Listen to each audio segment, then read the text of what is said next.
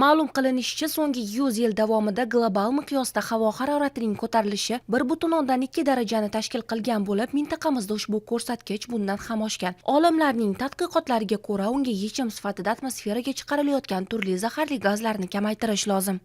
Hozirgi kunda atmosfera havosini holatini yaxshilash uchun, butun umumiy ekologik holatni yaxshilash uchun barchamiz bir yoqadan bosh chiqarib harakat qilishimiz kerak. Albatta, asosiy shu atmosfera havosini sifatini buzadigan vositalardan bittasi avtotransport vositalari bo'lsa, o'sha yoqilg'i, muqobil yoqilg'i turlarini ustida bosh qotirishimiz, elektromobillarga o'tish jarayonini tezlashtirishimiz, sanoat korxonalariga tozalash jihozlarini, tozalash inshootlarini, qurilmalarini yangilarini o'rnatish, eskirganlari bo'lsa modernizatsiya qilish, ta'mirlash ishlarini amalga oshirish va bir qancha sabablar bor va hammasini baribir zamirida aholini ekologik xabardorligini, ekologik madaniyatini oshirish tabiatimizni musaffoligini saqlashga xizmat qiladi.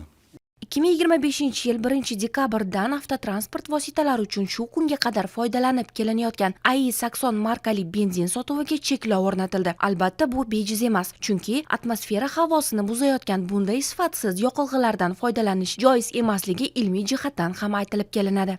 AI-80 benzini AI-92 ga qaraganda ancha sifati pastroq, chunki oktan soni past birinchidan, ikkinchidan undan ko'p miqdorda zaharli gazlar ajralib chiqadi. Bundan tashqari ko'p miqdorda qurum hosil qiladi, chunki uning tarkibida olefillar ko'p.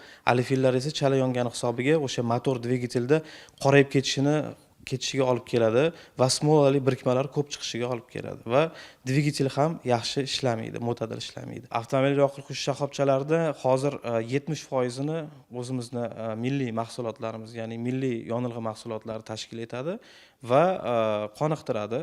Chunki hozirgi bizni o'sha Buxoro neft qazitish zavodlarida asosan ishlab chiqariladigan benzinlar Euro 5, Euro 6 standartlarida ishlab chiqarilmoqda.